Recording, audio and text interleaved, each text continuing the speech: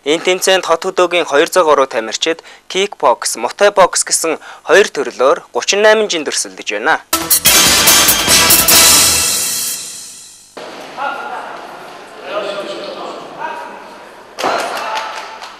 Монгол улсын авраг шалгаруулах кикбоксing тэмцээн энэ сарын 16-наас 21-ний хооронд Мишель Экспо төв зохион байгуулагдаж байна. Энэ жилийн аврагын тэмцээнийг Монголын кикбокс тулааны спортын холбоо, засгийн газрын хэрэгжүүлэгч агентлаг биеийн тамир спортын газар, кикбоксыг дэмжигч байгууллагууд хамтран зохион байгуулж байгаа юм а. Энэ жилийн аврагын тэмцээнд тамирчид кикбокс, мутай бокс гэсэн хоёр төрөлд 38 жинд 152 цогц медалийн төлөө өрсөлдөнө. Шалгарсан тамирчид дэлхийн цомын авраг шалгаруулах тэмцээнд оролцох эрхтэй болох юм байна. Тухайлбал эх 9-р сард хар тэнгисийн болох дэлхийн цом 2013 онд бүгд найрамдах Солонгос улсын Инчонд болох Азийн танхимын болон тулааны спортын их наадамд оролцуулах юм байна.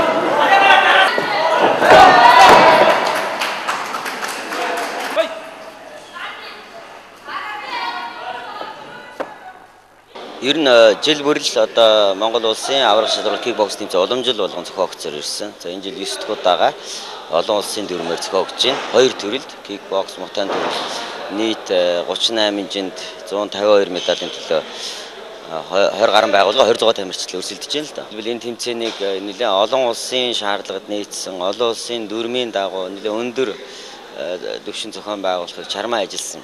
Ерөнхийдөө ингээ харахад бол нэлээд олон улсын шаардлага нийцсэн. Ийм л одоо үндэсний авраг шалгаруулах тэмцээн зохион байгуулагдаж байгаа их онцлог байна. За ер нь ингээ сүүлийн үед хүүхэд залуус маань тулааны спорт, тэр дундаа кикбокс, Таиландын одоо мутай боксоор сонирхон олноор хичээл болсон. Тэдэнд зориулж бас уралдаан тэмцээх цөөхөн байсан л да.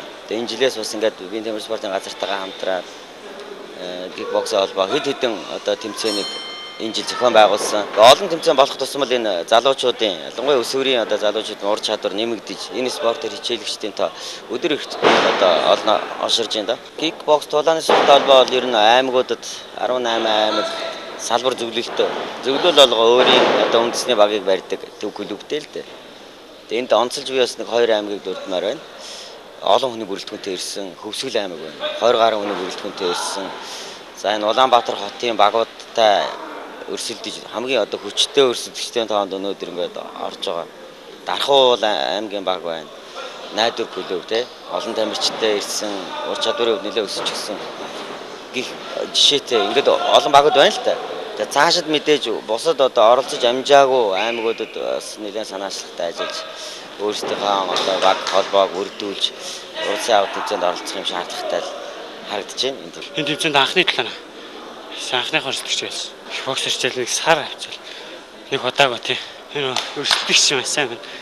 Тэгээ энэ удаа сайн ялагдаж шахлаа. Энэ жил бол анхны удаа тоолж, өмнө жил бас нэг тоолсон. Магнат компани